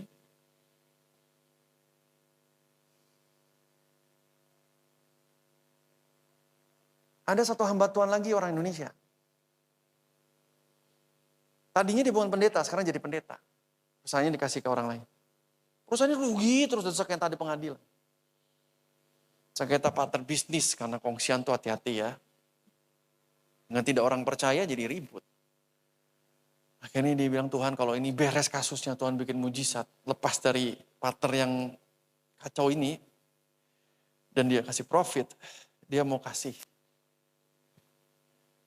Katanya sih 90% buat Tuhan. Kata dia kesaksiannya. Dan dia profit. Dan dia kesaksian ke 90%. Tapi perusahaannya ada 3. Jadi yang 2 biasa aja ngasih persepuluhan. Yang ini doang nih. Yang udah hancur nih. Udah dituntut pengadilan ini. Disulap sama Tuhan. Jadi perusahaan internasional. Bapak ibu saudara. Materi bukan tujuan hidup. Nah. Ini orang rohani harus tahu. Bahwa tujuan hidup kita bukan materi. Saya tahu tidak menyenangkan. Tidak menyenangkan. Tetapi memang kerajaan Allah bukan bicara materi kekayaan. Karena kekayaan sejati jiwa-jiwa kita menjadi anak Allah dan jiwa-jiwa orang lain menjadi anak Allah. Kerajaan Allah diukur dari keselamatan jiwa yang semakin banyak. Yang bisa mengerti katakan amin. Itulah kekayaan Tuhan kita. Jiwa kita adalah kekayaan Tuhan. Karena itu kita berharga setiap dari kita dan setiap jiwa-jiwa berharga. Tetapi memang betul ada kebutuhan hidup saudaraku. Dari biaya kuliah anak dan sebagainya. Biaya kontrak rumah atau cicilan rumah sebagainya. Tetapi Tuhan bilang itu dicari bangsa-bangsa yang tidak mengenal Allah. Bapamu di surga tahu kamu membutuhkannya. Yang bisa mengerti katakan amin. Kalau saudara memang membutuhkan BMW, Jaguar, helikopter. Untuk amanat agung Tuhan akan kasih.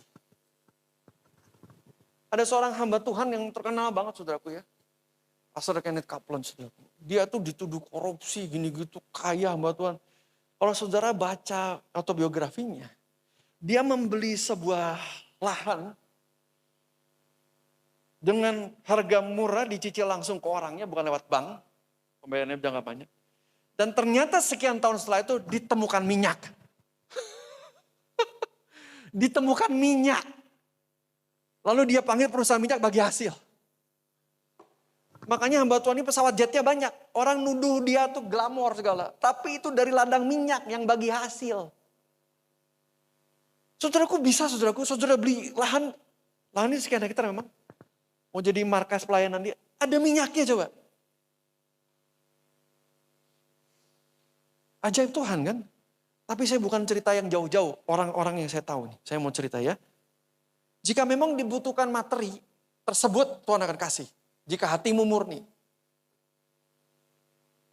Jadi ada teman saya tahu orangnya, saya jabat tangan, saya sentuh dan saya juga tahu dia ada di mana sekarang.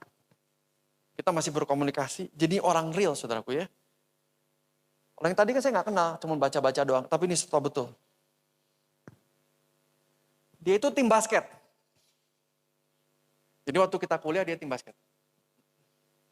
Lalu dia cerita ada orang kaya mendarat dengan helikopter. Jadi ada turnamen basket di Jakarta. Yang punya itu punya helipad. Bayangin ya. Terus setelah turnamen beres, orang kaya ini yang punya helikopter ini saudara ya, mengundang tim ini, sebuah tim namanya, ke salah satu karena banyak rumahnya, properti dia. Mereka pada mandi, dijamu.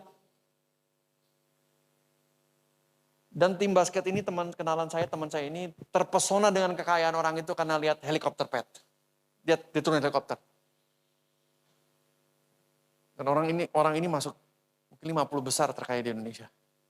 Sekarang saya nggak tahu posisi berapa ya, nggak update terus. Lalu apa orang kaya ini lakukan?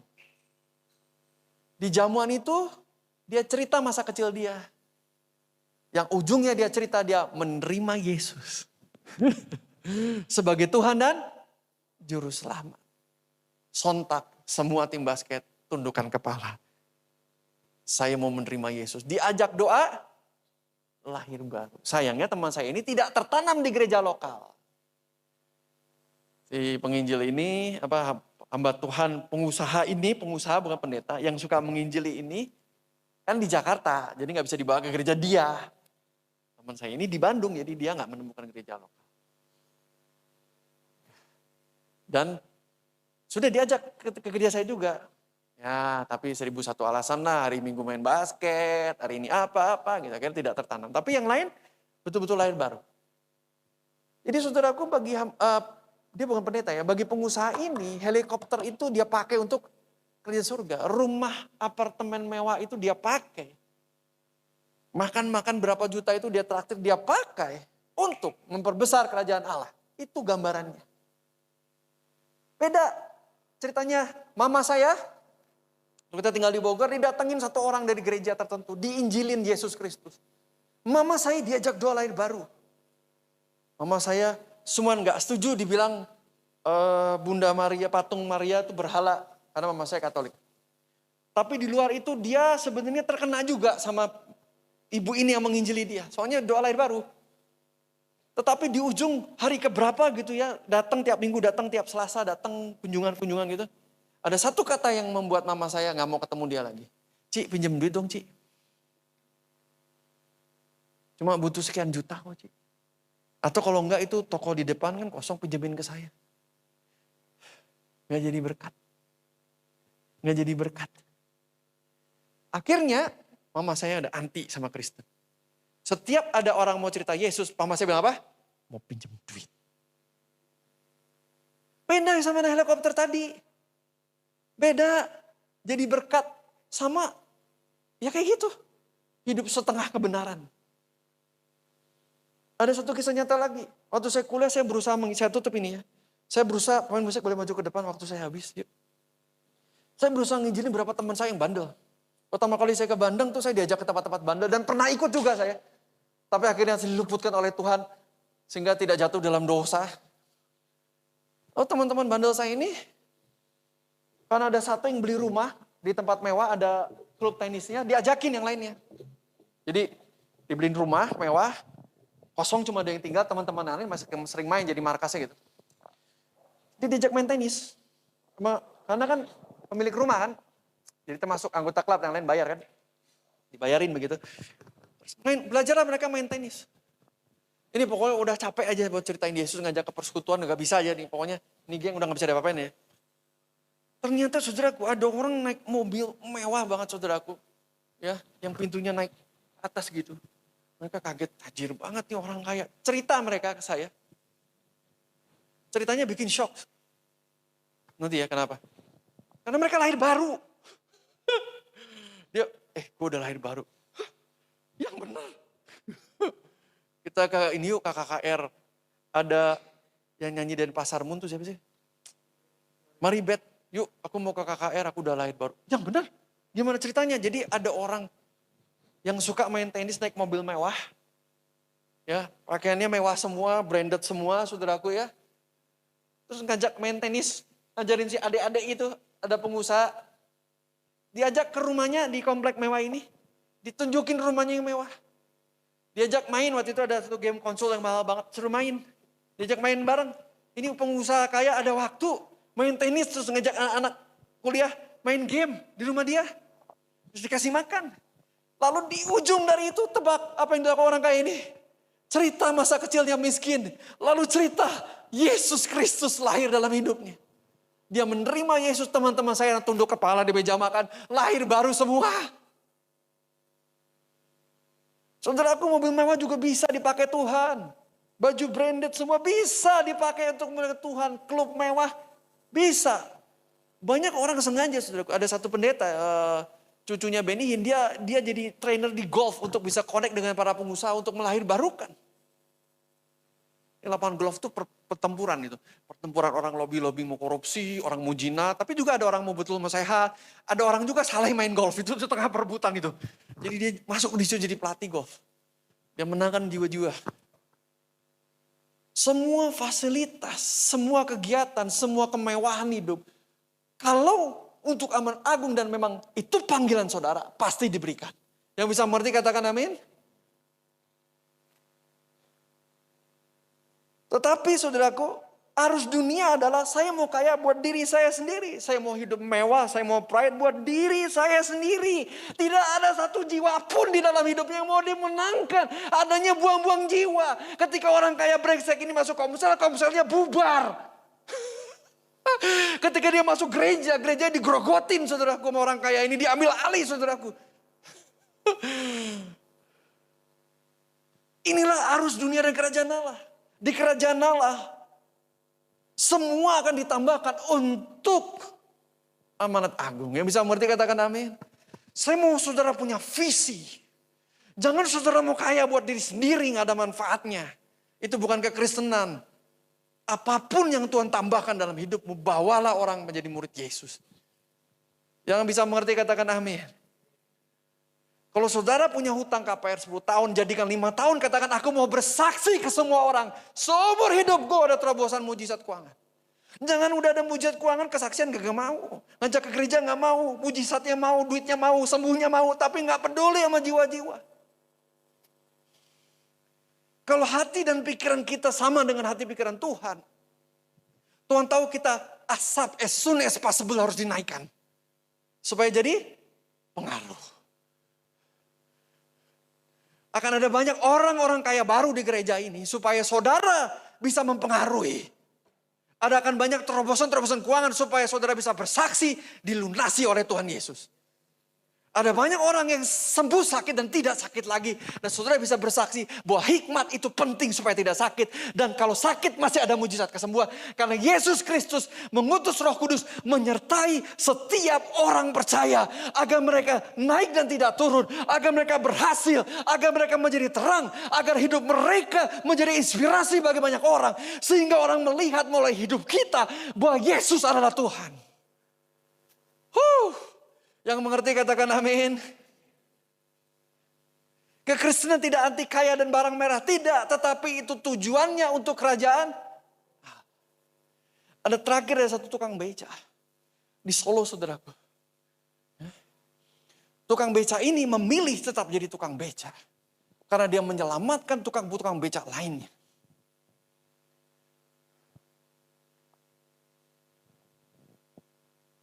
Jadi sampai kalau ada konferensi gereja G12, itu dari negara-negara pergi ke Komsel tukang beca ini.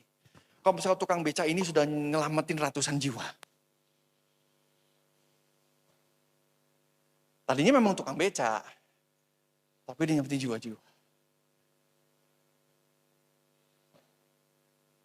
Dan dia pakai kebecaannya ini.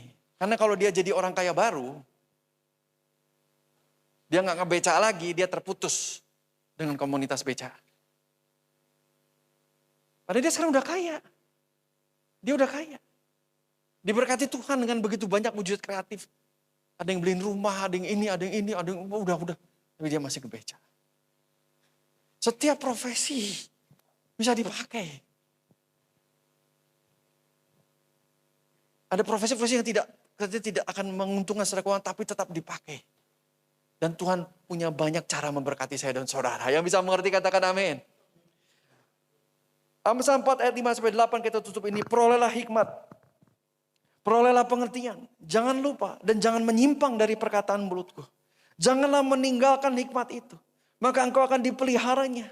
Kasihlah dia. Maka engkau akan dijaganya. Permulaan hikmat ialah perolehlah hikmat. Sama-sama 1, 2, 3. Permulaan hikmat ialah perolehlah hikmat.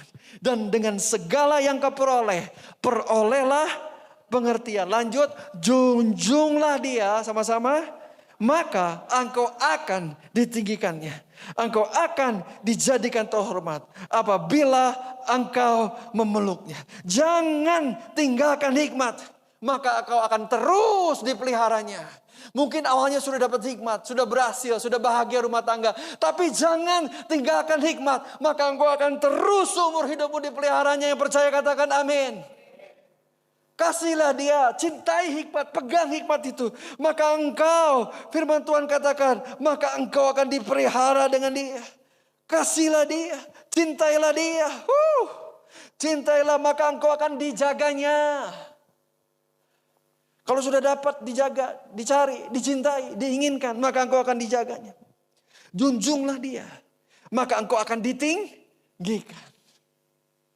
Tuhan akan meninggikan kita melalui hikmatnya. Kehidupan kita akan dibuat tinggi kalau kita mengalir di dalam hikmat. Engkau akan dijadikan terhormat apabila engkau memeluk hikmat. Mari kita bangkit berdiri. Mari kita berdoa bagi hikmat setiap hari. Kita jangan terseret arus dunia. Minta hikmat. Mulai kita mendiscernment mengerti, oh ini keinginan daging nih. Ini keinginan nafsu saya nih. Saya soalnya masih daging nih. Ini keinginan mata saya aja ini. Ini cuman gengsi saya. Dan kita ingat, oh itu bukan dari dunia. Bukan dari Bapa maksudnya. Itu dari dunia. Saya mau hikmat. Minta hikmat. 2024. Open book.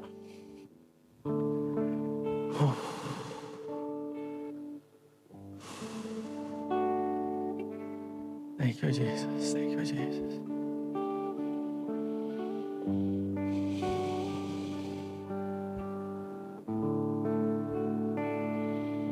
Mari kita berdoa dalam bahasa roh. Shikira la bahande, kira la bahanda, shikira la bahande, dikira bashikira la bahande. Ifa marar maka yang belum bisa berbahasa roh berdoa. Kami menerima firman Allah, kami menerima perkataan Allah yang hidup, kami menerima hikmat. Kami menerima hikmat, kami menerima hikmat. Sikira bahan dari kita pasti. Iba kamar di sikira pada bekas sikira di. Oh di ada pada sikira di barabada karabakara bakas sikira ada. Hura la bara sikira bakar. Hura la bahanda raba sikira la bara. Thank you Jesus. Shikira la ba.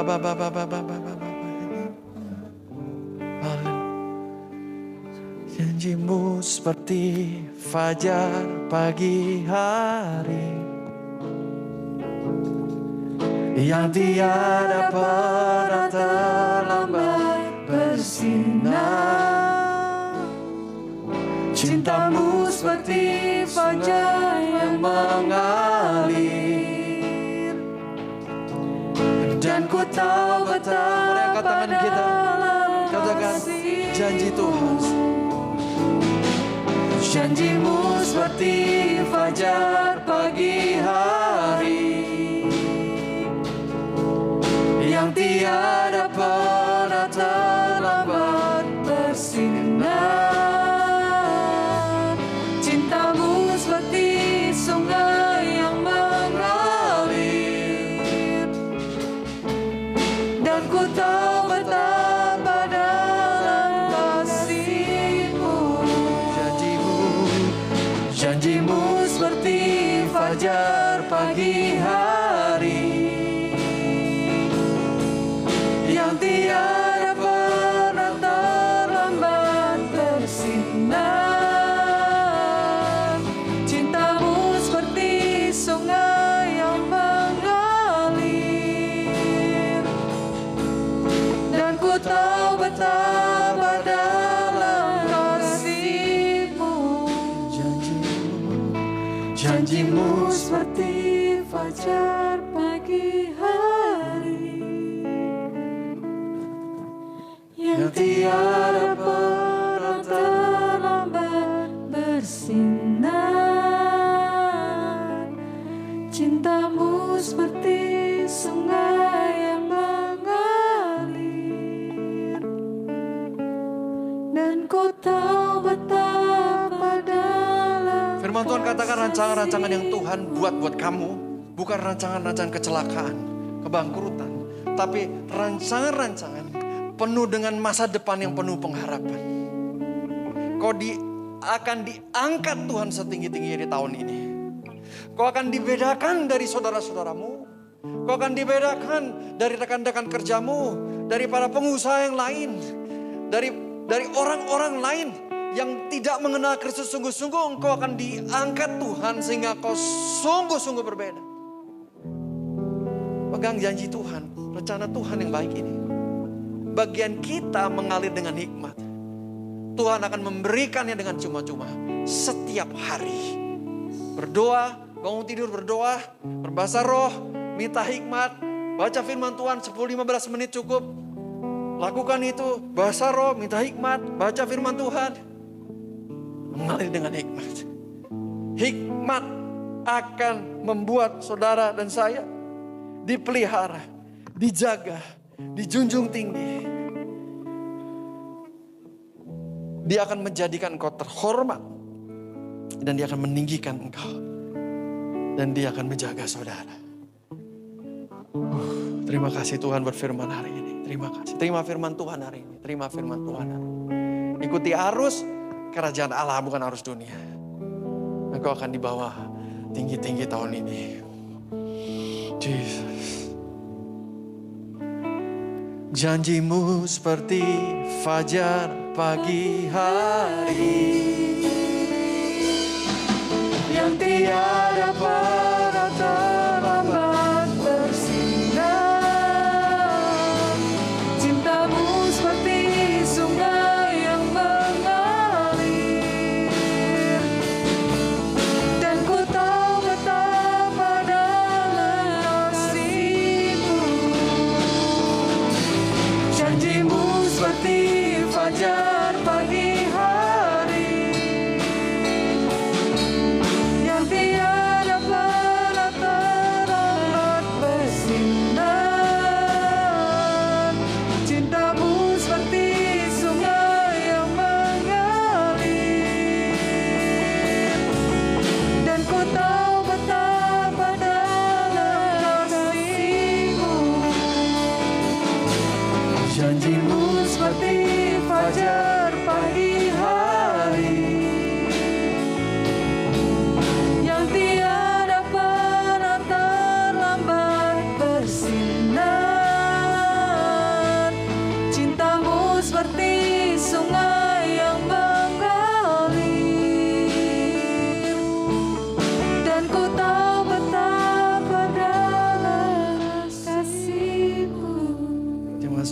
katakan, janjimu seperti fajar pagi hari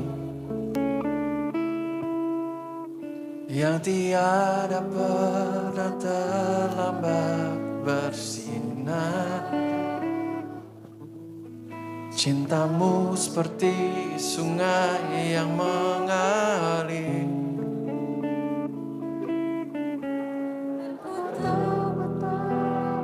Jemaat saja katakan, janji Tuhan buat kita seperti fajar. Janjimu seperti fajar pagi hari yang tiada pernah terlambat bersinar. Cintamu seperti sungai yang mengalir, dan ku tahu betapa dalam kasih-Mu. Janjimu seperti fajar pagi hari yang tiada pernah Berapa dari saudara melihat, saya beritahu ya, melihat akhir 2024. Kau berhasil, kau beruntung, kau mengalami lompatan terobosan pekerjaan luar biasa. Kalau kau lihat, katakan amin. Katakan amin. Tuhan taruh itu di dalam benakmu agar kau diberi kekuatan untuk menjalaninya. Dan kau harus bekerja keras untuk meraihnya. Tapi juga kau akan diberikan kemurahan Tuhan. Oh Jesus. Sehingga kau berbahagia. Dan tidurmu nyenyak. Oh Jesus. Oh Jesus. Oh Jesus. Kalau saudara berdoa agar pernikahan saudara menjadi lebih baik tahun ini. Hari ini Tuhan mendengar saudara. Seperti kau bangun pagi dan melihat cerahnya ketika matahari terbit di hari yang cerah tentunya. Rumah tanggamu akan kembali. Baik seperti itu adanya. Berjalan dalam hikmat dalam rumah tanggamu. Kita berdoa dalam bahasa roh ya. Syikira labahandara kama syatakara labahandara dabakara basyikira labahandara kana masyatakara labahandara kama syikira labakama brosyat.